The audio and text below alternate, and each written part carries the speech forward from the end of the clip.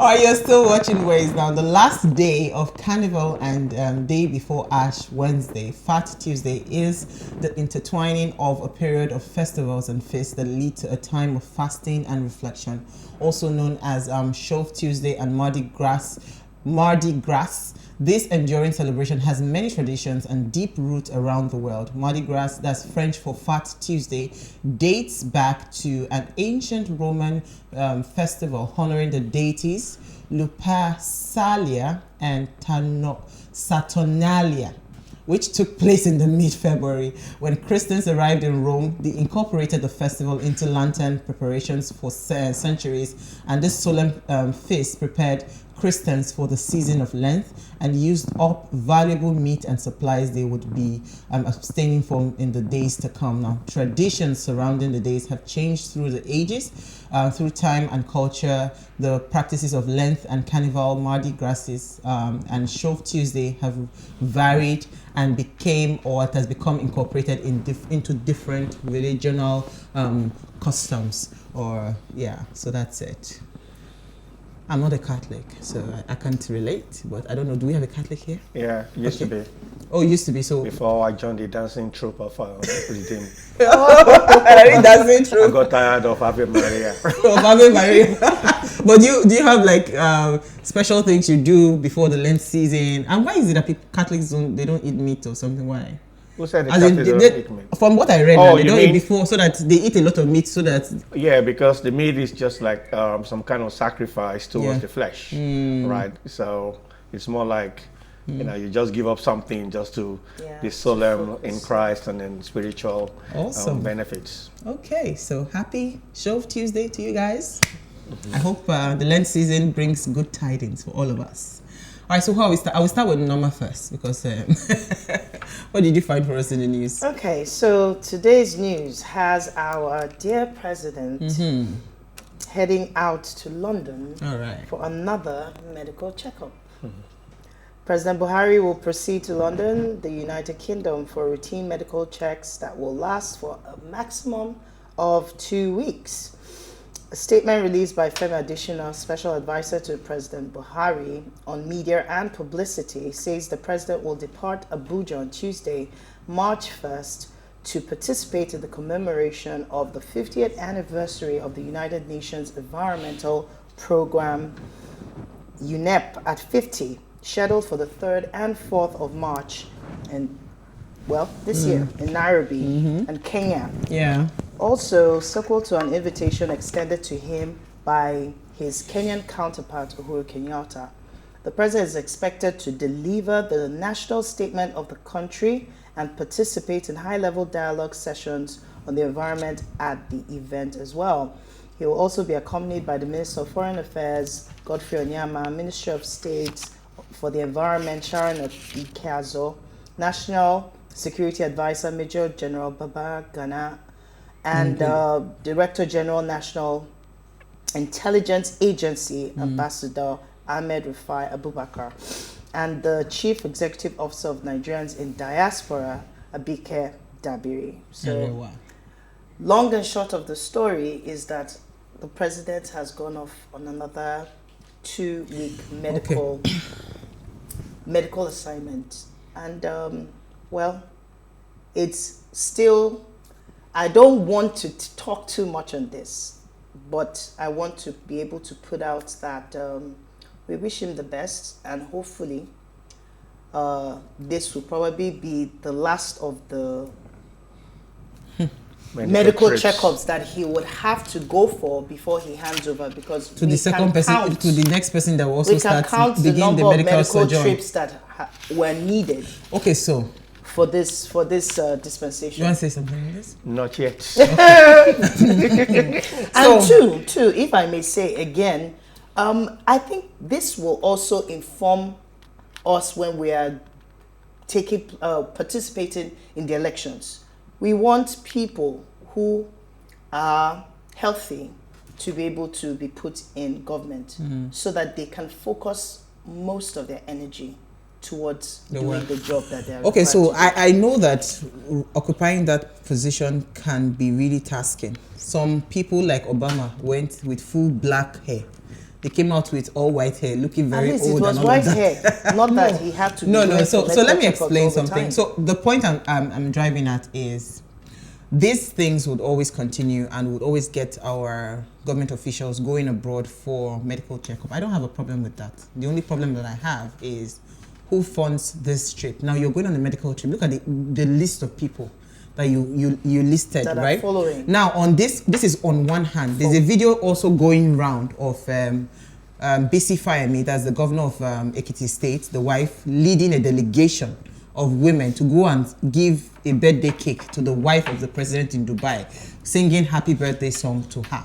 That is another delegation of money that has, gone Not on just one money, hand. but Now, a public third video, officers who are supposed to a be third video, or working. the second video going round is the video of the young man that is the president of NAS, the Nigerian Association of Nigerian Students, right? Yes. Speaking to the Minister of health, of Education, sorry, telling the minister that all we want is we want to go back to school. And he cited the fact that the minister celebrated the graduation of his children, in a foreign university abroad. Their parents cannot afford to go to a foreign university. So how come, what can be done to get the students back into school? The next thing the minister says is that, why did you not go and discuss all of this, or this same thing he just said, that he didn't get anything from what he said, that he should have spoken to the lecturers, and the minister got up and walked out of that meeting.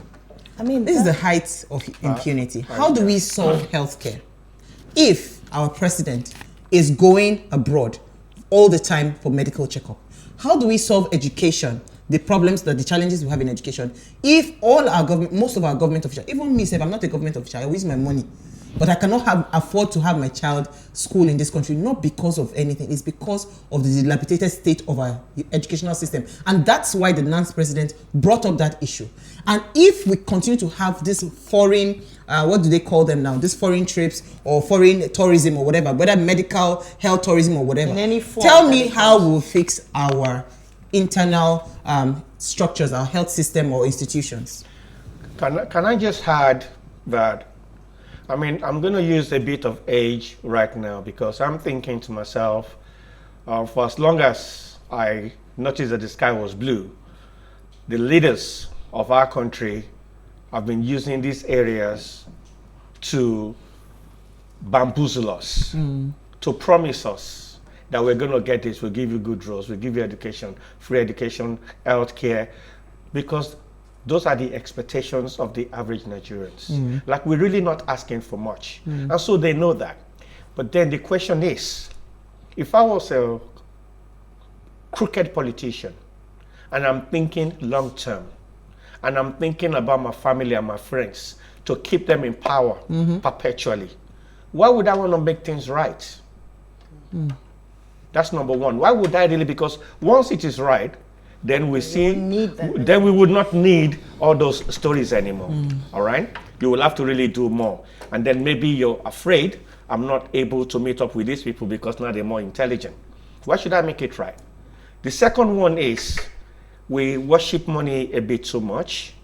And we've seen that it's not it's the foreign currency that sets us different from everybody else.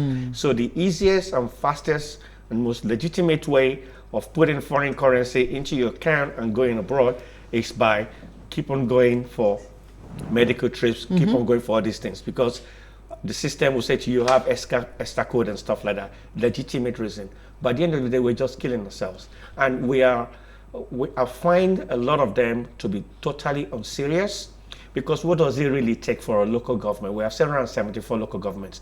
What does it take for a local government to say, you know what, each year I would make sure I build a beautiful, functional medical system. Center. And if you now have 4 years, then which means in each local government, you have 4.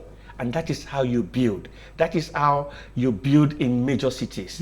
We need to start thinking, and which is what I fear about the people that will say we're voting whether they're sick or not. It's not about whether they're sick. When they're sick, they'll just be sick. If they're not sick, they will soon be sick, because people are swearing for them. Oh, wow. Right? No, it's true. You need to go to the market and see people. Hear the calls of the people. People are cursing, but they don't see it because they just see the money like, no matter what, I don't know if you Yoruba could see there's no amount of sweating that can overcome money. When you see money, cost would go. That is a mentality. Wow. But sickness on leaders that are not listening to the people, not feeling the pulse, is real.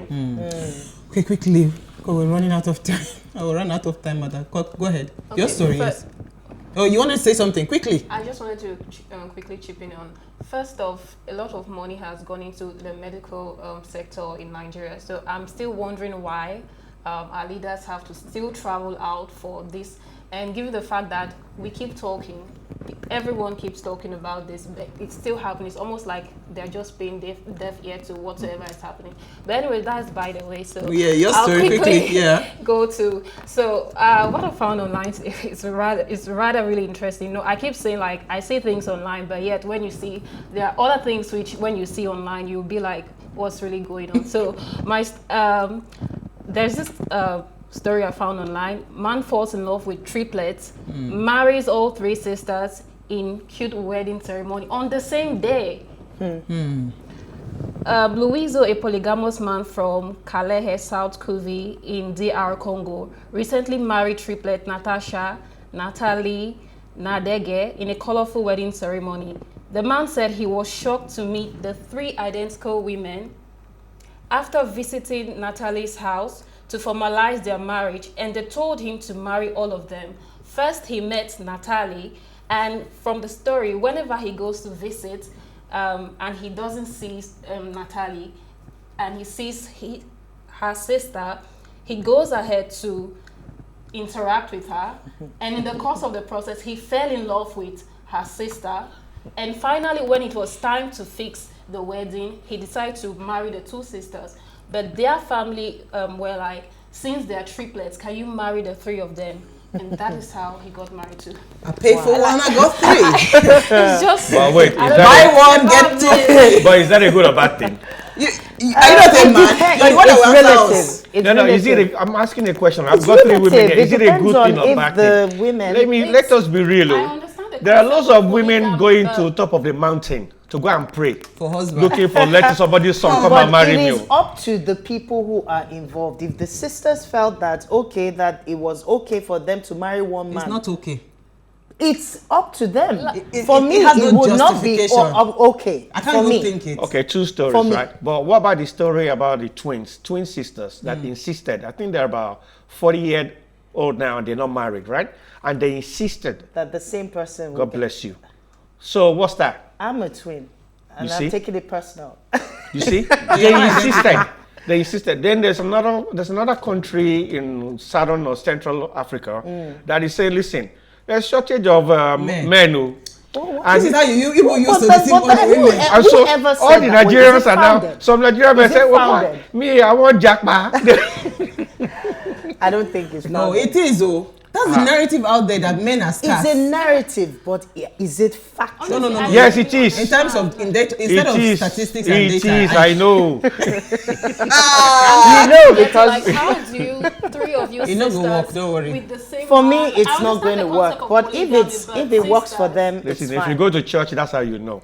Okay, so let me Ratio. quickly take my story because we have run out of time. We have a hot topic to talk about today. Lala Akindoju, she reacted to this conversation because first of all, me, I want to say, why would you stress my life?